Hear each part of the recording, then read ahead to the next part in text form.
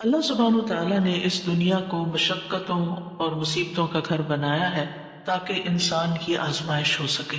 اللہ تعالیٰ نے انسان کی تخلیق کی حقیقت بیان کرتے ہوئے فرمایا لَقَدْ خَلَقْنَا الْإِنسَانَ فِي كَبَدٍ، بلا شبہ یقیناً ہم نے انسان کو بڑی مشقت میں پیدا کیا ہے، اور اس مشقت سے مراد وہ سختیاں اور مشقتیں ہیں جو انسان اس دنیا میں برداشت کرتا ہے، اور وہ مشقتیں بھی جو برزخ میں ہوں گی، قبر میں ہوں گی، اور وہ جو قیامت کے دن اس کو برداشت کرنا ہوگی۔ یعنی انسان کی زندگی کا سفر مشقتوں کا سفر ہے، اور اس ریالٹی کو ایکسپٹ کر لینا چاہیے۔ ہاں، اگر کوئی اللہ تعالیٰ کی اطاعت اور فرما برداری میں یہ زندگی بسر کرتا ہے اور ان تکلیفوں پر ناراض نہیں ہوتا، ان آزمائشوں میں کامیاب ہو جاتا ہے، تو انشاءاللہ موت کے ساتھ ہی اس کی راحتوں بھری زندگی شروع ہو جائے گی اور آئندہ کے لیے اس کی مشقتیں ختم ہو جائیں گی۔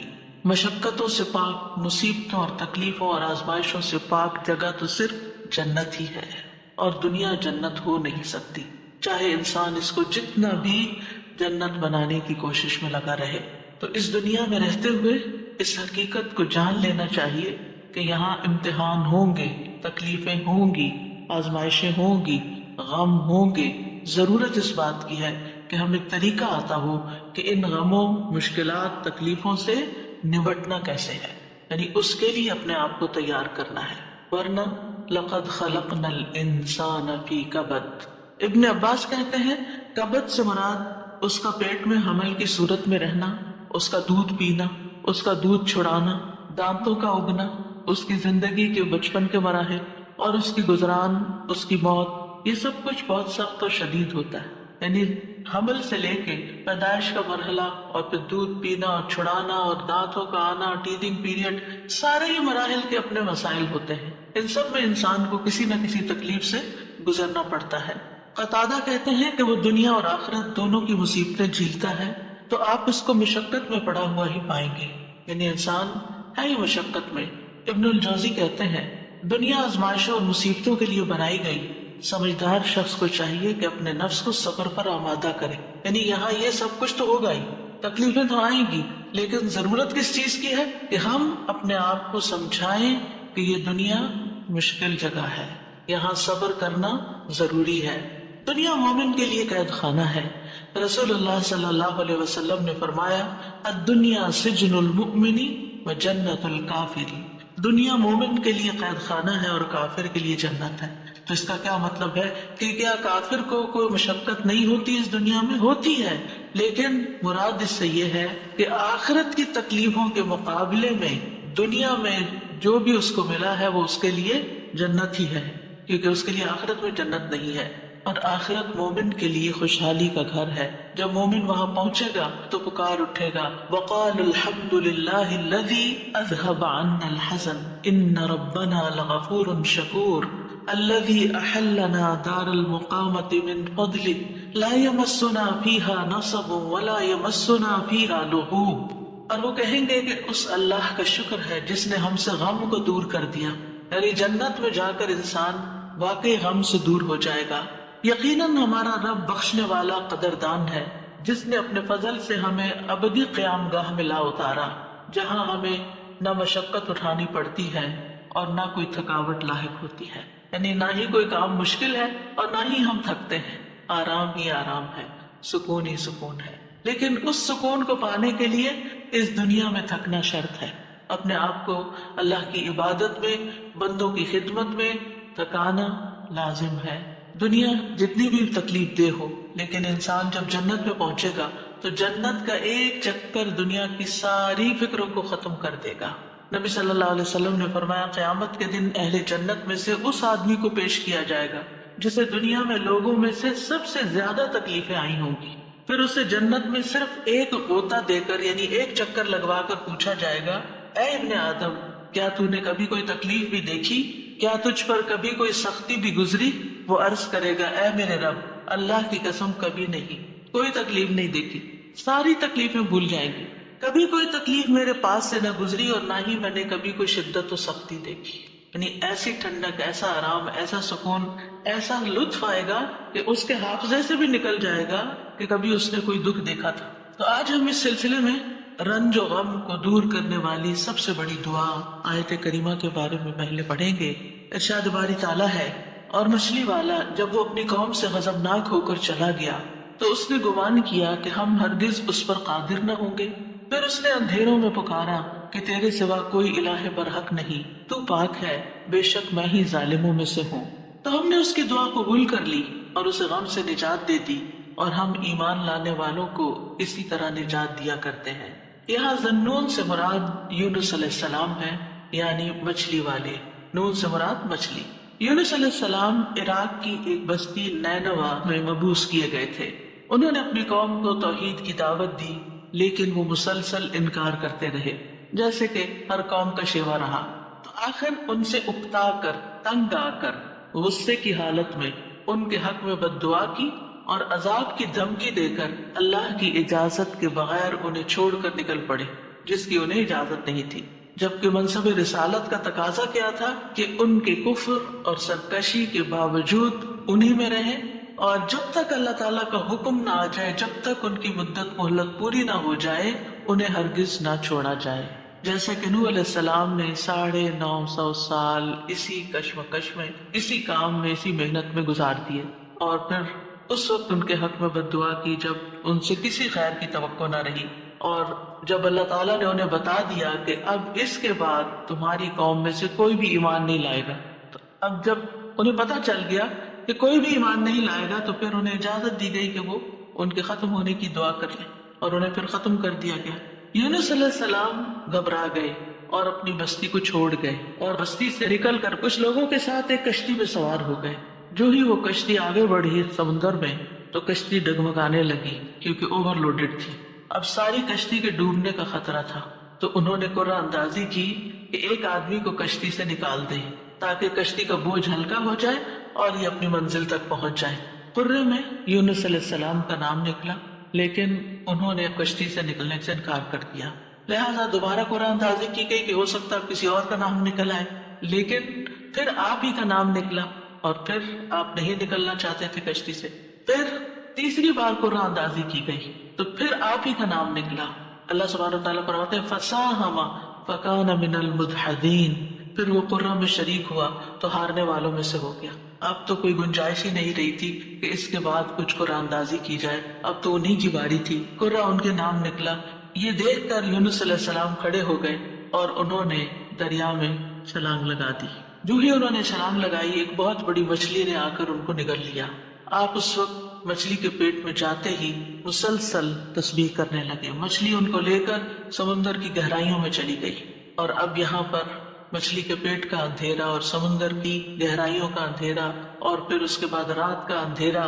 تو ایسے میں یونس علیہ السلام نے جس دعا سے مدد لی وہ یہی دعا تھی جو ان آیات میں بیان ہوئی ہے، لا الہ الا انت سبحانک انی کنت من الظالمین۔ تو بہرحال اللہ سبحانہ تعالیٰ نے ان کی دعا سن لی، انہیں غم سے نجات دی، اور مچھلی نے آپ کو ساحل پر اگل دیا، ایسے ساحل پر جہاں نہ کوئی انسان تھا، نہ کوئی پرندہ، نہ کوئی درخت اور نہ کوئی سایہ۔ پھر اللہ کے اذن سے انہیں یعنی کدو کی بیل کا سایہ بھی فراہم کیا گیا، اور اس کے ساتھ ساتھ کھانے کو بھی دیا گیا، اور ان کی جب تکلیف دور ہوئی اور وہ چلنے کے قابل ہوئے، کیونکہ ظاہر ہے کہ مچھلی کے اسٹمک میں ایسڈ ہوتا ہے، اور وہ ایسڈ نے ان کی سکن کو اور ان کے پوری ہوش و حواس، ان کی آنکھیں، ان کی ہر چیز کو کتنا متاثر کیا ہوگا۔ تو جب ان کے ہوش و حواس بحال ہوئے اور چلنے کی کچھ طاقت ہوئی تو دوبارہ اسی بستی کی طرف بھیجے گئے۔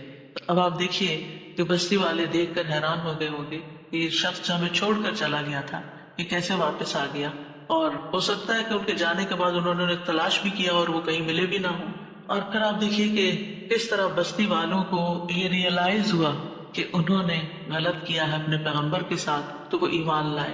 بہرحال پھر ایک مدت تک یہ بستی جو ہے ایمان لا کر دنیا میں جیتی رہی۔ دوسری طرف یونس علیہ السلام کو اللہ سبحانہ وتعالیٰ نے غم سے نجات دی، اور اس طرح ان کی نجات کے بعد ان کو اللہ تعالیٰ نے چن لیا۔ اسی طرح اللہ سبحانہ وتعالیٰ اس بستی کے بارے میں فرماتے ہیں فَلَوْلَا كَانَتْ قَرْيَةٌ آمَنَتْ فَنَفَعَهَا إِيمَانُهَا إِلَّا قَوْمَ يُونُسَ لَمَّا آمَنُوا كَشَفْنَا عَنْهُمْ عَذَابَ الْخِزْيِ فِي الْحَيَاةِ الدُّنْيَا وَمَتَّعْنَاهُمْ إِلَىٰ حِينٍ۔ سو کوئی ایسی بستی کیوں نہ ہوئی جو ایمان لائی ہو پھر اس کے ایمان نے اسے نفع دیا ہو یونس کی قوم کے سوا.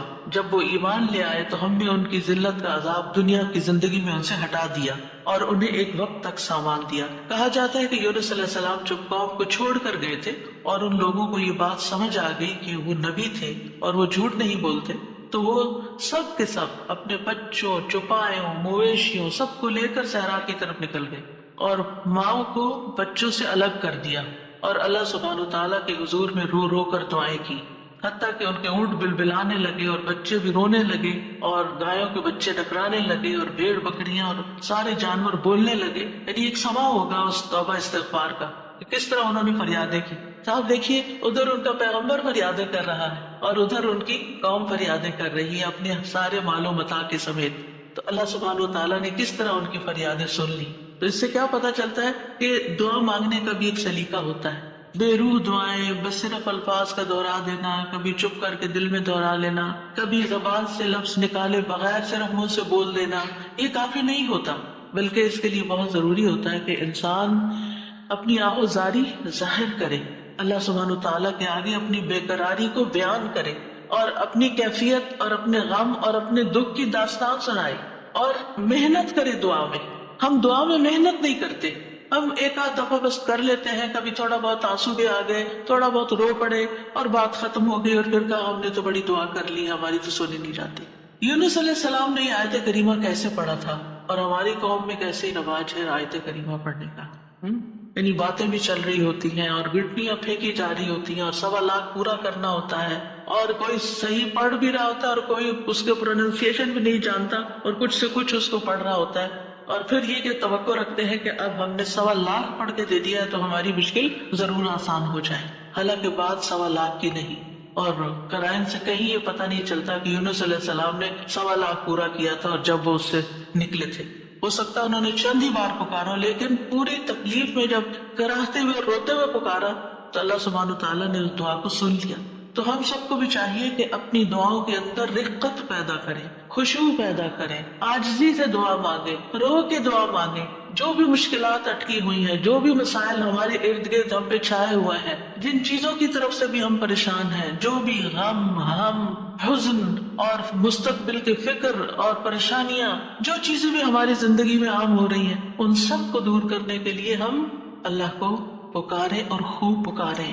تو اللہ سبحانہ وتعالیٰ نے یہاں ان کا نام نہیں لیا ان آیات میں، بلکہ ذنون کہا، مچھلی والا، کیونکہ نون مچھلی کو کہتے ہیں اور مچھلی نے انہیں نگل لیا تھا. وَذَنُّونِ إِذْ ذَهَبَ مُغَاضِبًا، یعنی غصے میں گئے تھے، ناراض ہو کے گئے تھے قوم سے. فَظَنَّ أَن لَّن نَّقْدِرَ عَلَيْهِ، انہوں نے یہ ہرگز نہیں سمجھا کہ اللہ تعالیٰ ان پر قابو نہ پا سکے گا. یعنی اس کا مطلب ہے کہ انہوں نے سمجھا کہ شاید ان کی پکڑ نہیں ہوگی، یعنی انہیں کچھ کہا نہیں جائے گا. قدرہ کا مطلب ہوتا ہے کسی پہ کوئی چیز تنگ کر دینا، جس سے رزق کی تنگی کے لیے بھی یہ لفظ قرآن میں استعمال ہوتا ہے. مطلب یہ ہے کہ یونس علیہ السلام جب اپنی قوم کو چھوڑ کر نکل رہے تھے تو انہوں نے یہ سمجھا تھا کہ اس پر وہ حق بجانب ہے اور ان کی پکڑ نہیں ہوگی، یعنی ہم انہیں کچھ نہیں کہیں گے. لیکن پکڑ ہو گئی کیونکہ اللہ تعالیٰ کا حکم نہیں آیا تھا. اچھا، بعض اوقات ہم بھی کچھ اپنی زندگی میں ایسے کام شروع کر دیتے ہیں یا ایسے ڈیسیژن لے لیتے ہیں اور ساتھ ہی اس خوش فہمی میں مبتلا ہو جاتے ہیں. یہ تو معمولی سی بات ہے، اس پہ اللہ تعالیٰ کیا پکڑے گا، اس پہ نہیں پکڑ ہوتی. لیکن کبھی بھی جان بوجھ کے نافرمانی نہیں کرنی چاہیے اور انسان کو حد الوسع کوشش کرنی چاہیے کہ اللہ تعالیٰ کی ناراضگی کے کاموں سے بچے اور کسی بھی گناہ کو ہلکا نہیں سمجھنا چاہیے، چھوٹا نہیں سمجھنا چاہیے کہ اس پہ نہیں پکڑ ہوتی. لیکن پکڑ ہو گئی. فنادى في الظلمات أن لا إله إلا أنت سبحانك إني كنت من الظالمين. اب دیکھیے ہم سے بھی جب کوئی غلطی ہوتی ہے نا، کوئی بات منہ سے غلط نکل جائے، کوئی ہمارا رویہ کسی کے ساتھ غلط ہو جائے، معاملہ کسی کے ساتھ سخت ہو جائے، ہم کسی کے ساتھ تلخ ہو جائیں، تو اس کے بعد ہمارے دل میں ریگریٹ ضرور آتی ہے، ہمیں احساس ہوتا ہے. اور حدیث میں آتا ہے کہ فرشتہ 6 گھڑیاں قلم اٹھائے رکھتا ہے. اگر اس میں اب گھڑیوں سے مراد کتنی ڈیوریشن ہے یہ نہیں مجھے معلوم، لیکن مطلب یہ ہے کہ کچھ دیر اس کو دی جاتی ہے کہ کیا یہ اپنی غلطی مانتا ہے. اور کچھ اللہ کے بندے ایسے ہوتے ہیں کہ جو ہی ان سے غلطی ہوتی ہے اور ان کے دل میں پنچ ہوتی ہے، ان کو شرمندگی ہوتی ہے، وہ فوراً استغفار شروع کر دیتے ہیں اور اپنی غلطی کو مان جاتے ہیں اور کہتے ہیں کہ یہ کیا کیا میں نے، مجھے ایسا نہیں کرنا چاہیے تھا. اور پھر کیا ہوتا ہے؟ اللہ تعالیٰ اپنی رحمت سے معاف کر دیتا ہے ایسے بندوں. تو یونس علیہ السلام سے بھی جو ہو گئی کمی، اس کے بعد انہیں احساس ہو گیا کہ ایسے ہی ان کا نام قرے میں نہیں نکلا. اسی طرح ہم پر جب کوئی مشکل آتی ہے تو بعض اوقات انسان سوچتا ہے کہ یہ مشکل ایک دفعہ آئی ہے، پھر آ گئی ہے، یہ کیا ہو رہا ہے میرے ساتھ، یہ کیوں آ رہی ہے؟ ضرور میں نے کوئی ایسی غلطی کی ہے. پھر انسان استغفار شروع کر دیتا ہے اور آیت کریمہ کا ورد شروع کر دیتا ہے کہ کوئی مصیبت اللہ